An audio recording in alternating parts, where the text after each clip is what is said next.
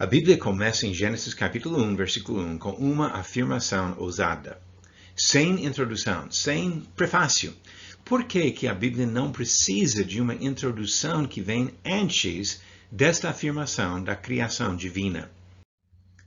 Se você acredita em Deus, com certeza você enfrenta questionamento, desafios de pessoas que não sabem por quê ou não aceitam os motivos da sua fé. Talvez dizem que você acredita cegamente em superstições inventadas por seres humanos sem nenhuma base nas evidências. Por outro lado, se você não acredita em Deus, eu gostaria de desafiar você a pensar sobre a base que você usa para avaliar evidências.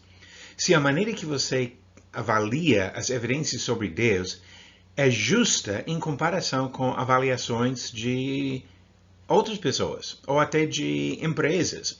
E vou usar neste vídeo 2 exemplos de coisas comuns para compreender a maneira que nós avaliamos evidências.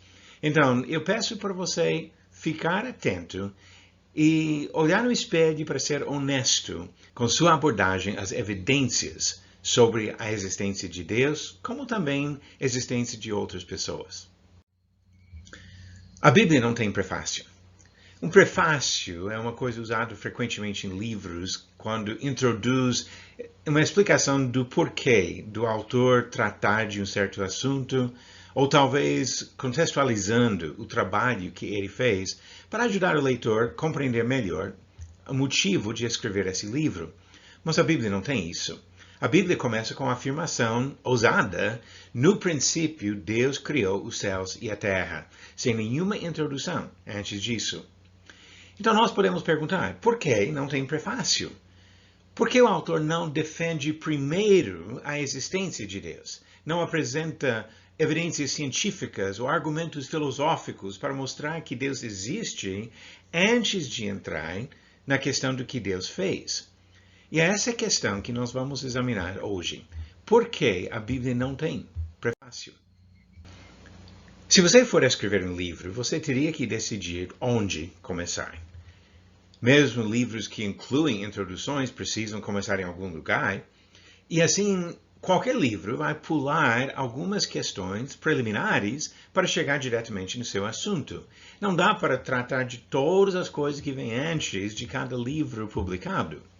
Por exemplo, um livro de cálculo no nível universitário não vai começar definindo que o símbolo que representa 1, 2, 3 são algarismos que nós usamos para representar esses valores.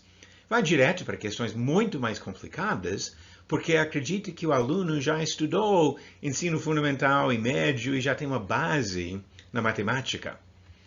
Da mesma forma, se alguém for escrever um livro sobre a vida de Getúlio Vargas, dificilmente começaria dizendo que em 1500 Pedro Álvares Cabral chegou ao Brasil. Porque a história de Getúlio Vargas se situa quase 400 anos depois disso, e assim vai começar talvez com o nascimento dele e o trabalho dele no começo do século XX.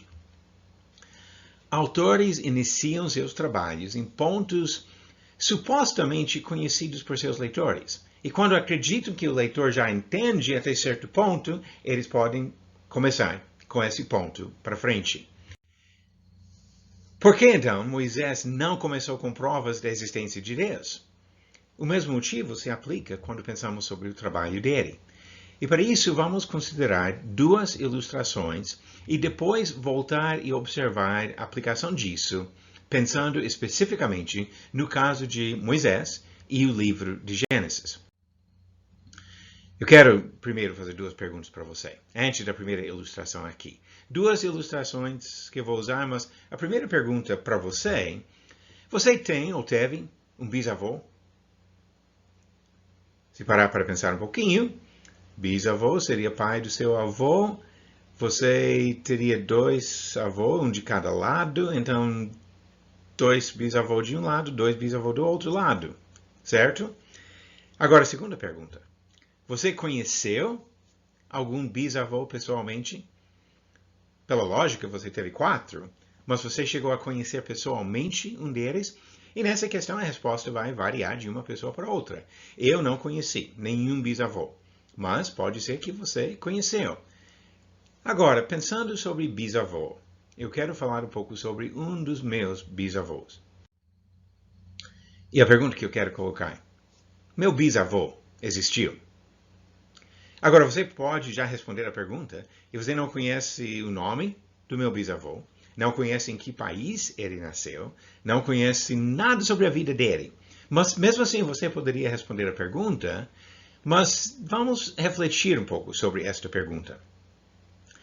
Eu tenho informações de relatos de família, registros legais, e esses registros mostram que meu bisavô morreu mais de 20 anos antes de eu nascer. Por esse motivo, eu não conheci o meu bisavô. Eu nunca vi, e assim seria muito fácil me tornar cético, questionar. Mas eu nunca vi meu bisavô, então eu acho que ele nunca existiu. Não existe nenhum livro escrito para defender a existência do meu bisavô. Pelo menos eu não conheço nenhum livro que apresenta argumentos para mostrar que ele de fato existiu. E eu não conheço nenhuma pessoa viva hoje que conheceu pessoalmente meu bisavô, que conversou com ele, ou teve contato com ele. Então, olhando desta maneira, seria muito fácil eu começar a questionar. Será que meu bisavô de fato existiu? Por que eu acredito no meu bisavô? Qual seria o motivo de ter fé nele? Existem registros legais, documentos assinados por ele, objetos atribuídos a ele. Dizem que ele era um excelente marceneiro e carpinteiro e que existem até hoje imóveis que ele fabricou no século XIX ou começo do século XX. O nome dele aparece em certidões de nascimento dos 10 filhos que viveram por muito tempo depois da morte dele. E, embora eu não saiba de nenhuma pessoa viva hoje que conheceu meu bisavô pessoalmente, eu já conversei com alguns que tiveram essa oportunidade. Eu conheci pessoalmente 3 dos 10 filhos dele, vários dos netos, inclusive meu próprio pai, que era neto do meu bisavô, enquanto eles viviam. Mas todas essas pessoas já morreram. Eu não tenho acesso mais às conversas com essas pessoas que eram testemunhas oculares. Mas essas testemunhas oculares nunca acharam necessário defender a existência do meu bisavô. Para eles foi um fato óbvio. E eles nunca começaram uma conversa comigo dizendo: eu quero mostrar para você as evidências que mostram que seu bisavô existiu. Eles simplesmente falavam. Ele disse isso, ele fez aquilo, ele morou em tal lugar, ele fez tal viagem. E assim falavam sobre o trabalho dele, sobre a vida dele, mas nunca acharam necessário defender a existência dele. Assim eu chego à conclusão que meu bisavô existiu, sim. Eu tenho essa convicção que ele existiu, mesmo sem provas científicas, sem argumentos filosóficos para apoiar essa convicção. E eu tenho certeza também que nunca ninguém vai conseguir provar que ele não existiu. Que não tem como provar o negativo no caso do meu bisavô. Alguém poderia até dizer que o fato que eu estou aqui falando sobre meu bisavô é uma evidência, entre outras, da existência dele. Porque, obviamente, eu tive pai, e meu pai teve pai, e o pai dele teve pai, e assim chega à conclusão que meu bisavô, sim, existiu. Sem necessidade de alguma prova científica, teste de DNA, alguma coisa mais complicada, nós temos simplesmente a lógica normal, o bom senso, de chegar a uma conclusão inevitável. Meu bisavô existiu. Sim. Mas a questão importante não é sobre meu bisavô.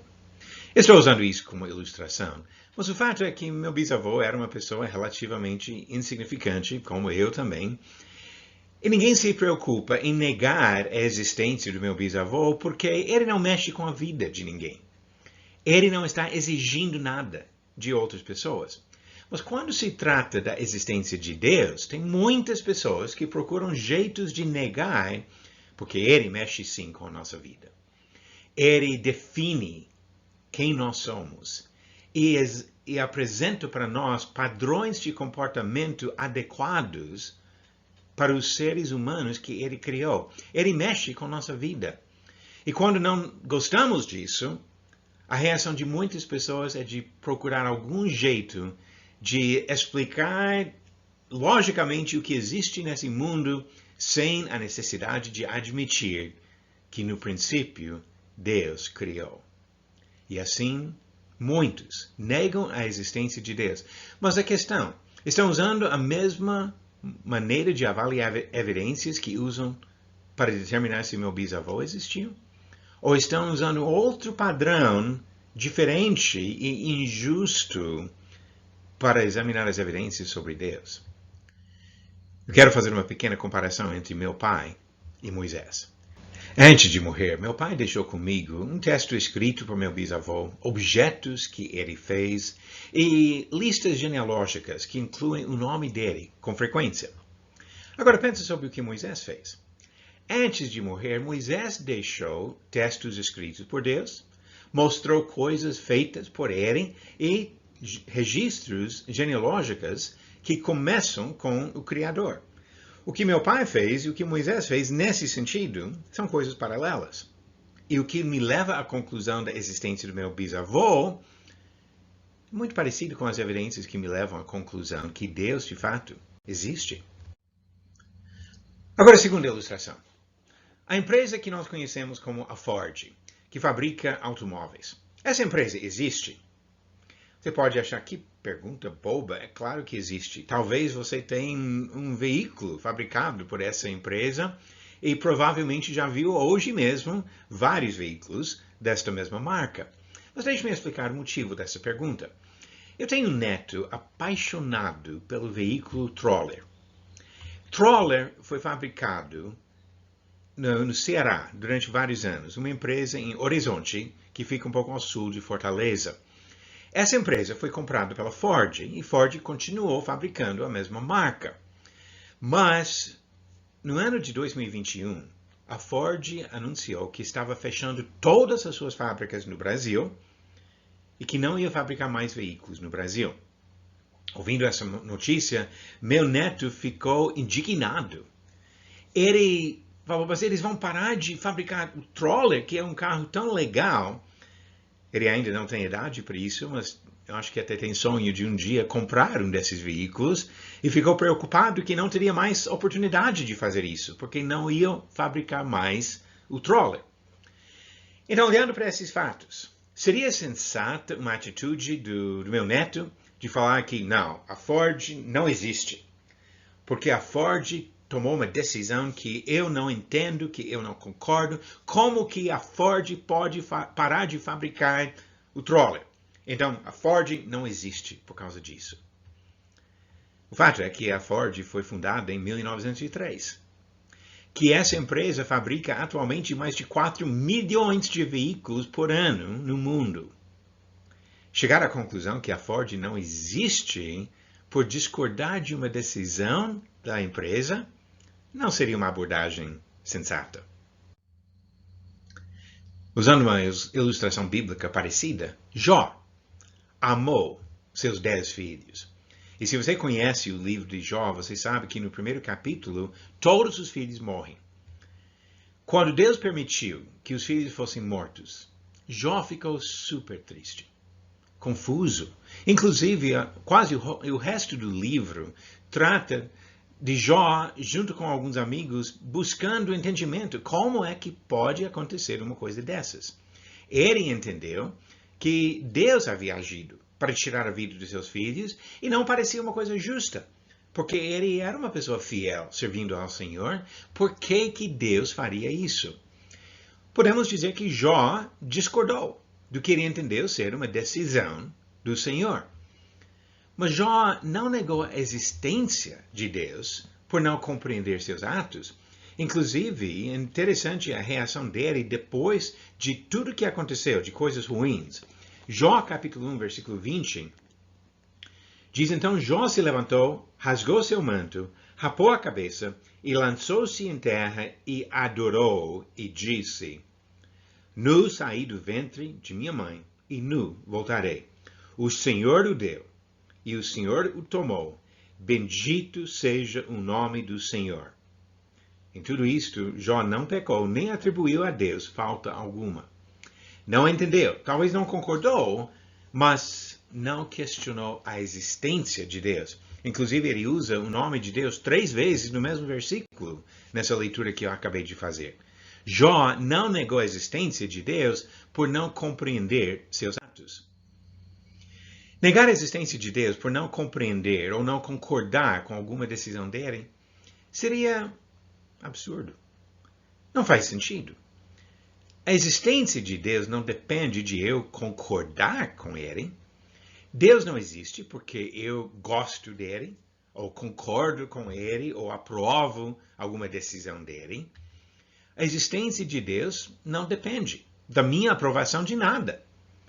É uma coisa completamente distinta, independente. A pergunta que muitas pessoas fazem é uma pergunta que realmente não tem sentido. Como posso acreditar em um Deus que faz isso ou aquilo, que permite sofrimento aqui ou causa tal coisa ali? Como que eu posso aceitar isso?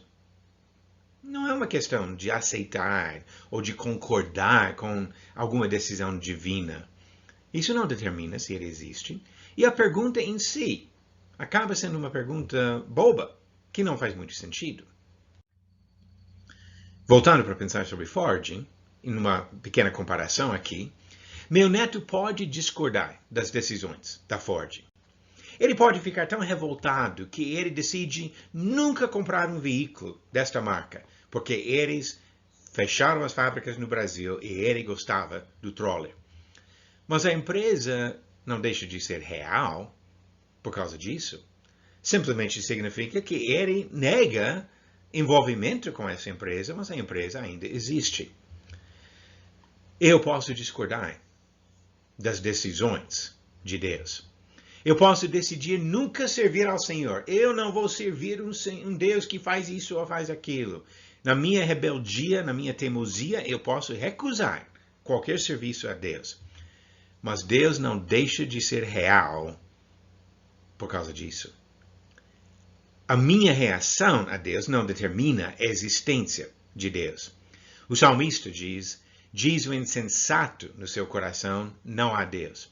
São corruptos e praticam abominação. Já não há quem faça o bem. E é aí que nós chegamos ao coração do problema. Quando eu não gosto do jeito que Deus mexe com minha vida, eu posso até tentar negar a existência dele para tentar me livrar disso. Mas isso não muda os fatos. Não muda nada sobre Deus. Voltando agora para a questão de Gênesis capítulo 1. No princípio, Deus criou os céus e a terra. Deus não precisou de introdução. Alguns questionam por que a Bíblia começa com esta afirmação tão ousada e não apresenta primeiro provas da existência de Deus. Por que começa com o que Deus fez e não com o que Deus é, ou o fato que ele existe? A resposta a isso é simples. Meu pai conheceu pessoalmente meu bisavô, e por isso ele nunca achou necessário defender a existência daquele homem ou começar uma conversa com provas da existência do meu bisavô. Ele conhecia. Então seria uma coisa até ridícula ele começar a conversa dizendo: eu quero provar para você que seu bisavô existiu. Moisés, o autor do livro de Gênesis, conhecia pessoalmente Deus. E assim, para ele seria absurdo começar a conversa tentando provar que Deus existe, porque ele já tinha visto, ele já tinha falado com ele, já tinha ouvido a voz dele antes de escrever esse livro. Não precisava apresentar provas da existência de Deus. O papel de Moisés não foi de defender a existência de Deus. Ele não foi um filósofo tentando determinar se Deus existe ou não. Não precisava questionar, porque ele sabia a resposta. Ele tinha mantido contato com Deus durante vários anos. Ele transmitiu uma revelação do Criador, que ele conheceu pessoalmente. Lembra que eu falei que meu pai deixou comigo um texto escrito por meu bisavô? Meu pai não escreveu esse texto. Ele simplesmente transmitiu para mim, deu para mim um papel, que tinha palavras escritas por meu bisavô. Moisés teve um papel parecido.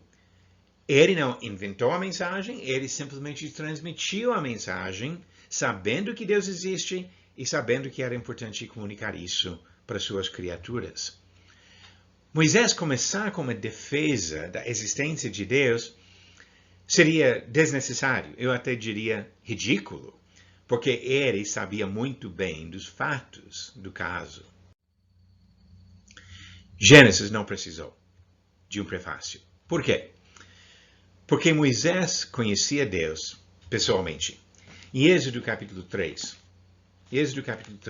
começando no versículo 1, Moisés estava no deserto de Midian, cuidando do rebanho do seu sogro. Apacentava Moisés o rebanho de Jetro, seu sogro, sacerdote de Midian, e levando o rebanho para o lado ocidental do deserto, chegou ao monte de Deus, a Horebe. Apareceu-lhe o anjo do Senhor numa chama de fogo no meio de uma sarça. Moisés olhou, e eis que a sarça ardia no fogo, e a sarça não se consumia. E não disse consigo mesmo: irei para lá e verei essa grande maravilha, porque a sarça não se queima. Vendo o Senhor que ele se voltava para ver, Deus, do meio da sarça, o chamou e disse: Moisés, Moisés. Ele respondeu: eis-me aqui. Deus continuou: não te chegues para cá. Tira as sandálias dos pés, porque o lugar em que estás é terra santa. Disse mais: eu sou o Deus de teu pai, o Deus de Abraão, o Deus de Isaque e o Deus de Jacó. Moisés escondeu o rosto, porque temeu olhar para Deus. Aqui, além de ver Deus diretamente, aqui, na forma dessa sarça que estava ardendo em fogo, Deus falou para ele: eu sou o mesmo que já apareci a Abraão, Isaque e Jacó, os patriarcas que Moisés teria ouvido todas as histórias repassadas de antepassados para ele. Moisés conhecia Deus pessoalmente, então não precisava introduzir a pessoa. Segundo fato, os israelitas conheciam Deus pessoalmente. Motivo de escrever o Pentateuco, os primeiros 5 livros do Antigo Testamento, foi de contextualizar a nação de Israel e comunicar para eles o propósito da sua existência no plano de Deus. Gênesis, principalmente, é para dar a história que vem antes do começo do trabalho de Moisés. E assim, ele escreveu esses livros e inclui a história do que aconteceu com a nação de Israel, especialmente a partir do livro de Êxodo, as pragas no Egito, Deus dividindo o Mar Vermelho, Monte Sinai, onde Deus apareceu mesmo e falou com eles do monte. O povo conhecia Deus pessoalmente. E assim, para Moisés começar um livro defendendo a existência de Deus, não faria sentido para eles. Mas alguém pode falar: Gênesis não é só para os judeus. Gênesis, como o resto da Bíblia, foi deixado para todos nós. E nós não estávamos lá no Egito, ou no Mar Vermelho, ou no Monte Sinai. Nós não estávamos lá para ver essa sarça ardente. Então nós não temos o mesmo contato.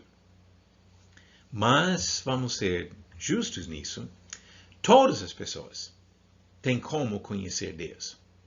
Atos capítulo 17, Paulo está falando com filósofos gregos, quando ele conversa aqui, e ele faz essa observação sobre a acessibilidade de Deus para todo mundo. Atos capítulo 17, versículo 27, ele diz: para buscarem a Deus, se porventura tateando o possam achar, bem que não está longe de cada um de nós. E Romanos capítulo 1, ele faz um argumento parecido, dizendo que a própria criação apresenta evidências suficientes da existência de Deus. Romanos capítulo 1, versículo 20. Porque os atributos invisíveis de Deus, assim o seu eterno poder, como também a sua própria divindade, claramente se reconhecem desde o princípio do mundo, sendo percebidos por meio das coisas que foram criadas. Tais homens são, por isso, indesculpáveis. Porquanto, tendo conhecimento de Deus, não o glorificaram como Deus, nem lhe deram graças, antes se tornaram nulos em seus próprios raciocínios, obscurecendo-se-lhes o coração insensato. Inculcando-se por sábios, tornaram-se loucos. E ele fala sobre as pessoas que negam a existência de Deus, apesar de tantas evidências. E descreve isso como uma forma de loucura. Todas as pessoas têm acesso às evidências da existência de Deus simplesmente olhando ao nosso redor para as coisas que Ele criou.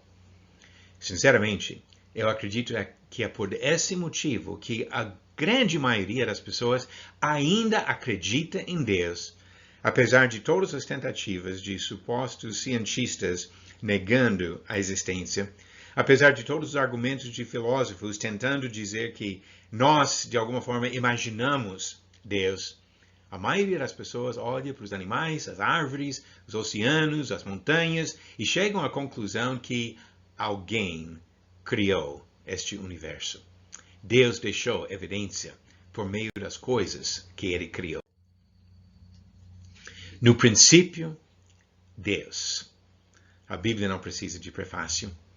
Não foi escrita para provar o que já era evidente para seus primeiros leitores, como também evidente para os leitores atuais. Nós não precisamos, na maioria dos casos, começar defendendo a existência de Deus, porque a maioria das pessoas já reconhece que Deus existe. Deus deixou evidências da sua existência por todos os lados. Cabe a nós olhar e ser honestos e justos na avaliação das evidências. Se aplicar o mesmo padrão de evidências que me levam a concluir que meu bisavô existiu e que a Ford existe, nós vamos ver que as evidências mostram que Deus também existe. Nós decidimos servir ou não. Decidimos aceitar ou não sua palavra, mas vamos entender claramente, a nossa decisão de servir ou não a Deus não determina a existência de Deus. Independente do que eu decido fazer ou você decide fazer, Deus existe. Deus é real. E um dia, Ele vai, com justiça, julgar cada um de nós e avaliar nossa reação às evidências que Ele apresentou. Qual seria a reação sincera e justa e correta? De reconhecer o poder ilimitado do nosso Criador, de buscar conhecimento da sua vontade e de nos submeter voluntariamente à vontade dele, para viver demonstrando amor, agradando o nosso Criador. A sensatez nos leva a avaliar honestamente as evidências e procurar e adorar o nosso Criador. Nós oferecemos muitos recursos para ajudar no estudo das Escrituras no site e na internet, estudodabiblia.net. Se tiver um celular perto, pode até apontar para esse código QR que estou mostrando aqui na tela, e assim vai abrir, na maioria dos celulares, vai abrir diretamente o site. Você vai encontrar nesse site, literalmente, milhares de estudos sobre essas Escrituras, centenas de mensagens de áudio e vídeo para explicar várias questões dessas Escrituras, mas em todos os casos, utilize essas coisas com sua Bíblia aberta, examinando, anotando, até questionando, porque no final das contas, você não deve depositar sua fé na palavra de nenhum ser humano, e sim no Criador, que revelou para nós a sua palavra. Confie em Deus. Nós acreditamos que esses recursos podem ajudar você a compreender melhor a Bíblia. Mas é a palavra de Deus que é importante e que nós devemos buscar as respostas que vêm do Senhor e não de qualquer outra pessoa. Será um privilégio nosso poder contribuir ao seu estudo das Escrituras para ajudar você a entender melhor e, especialmente, para aplicar na sua vida, para demonstrar amor para com seu Criador.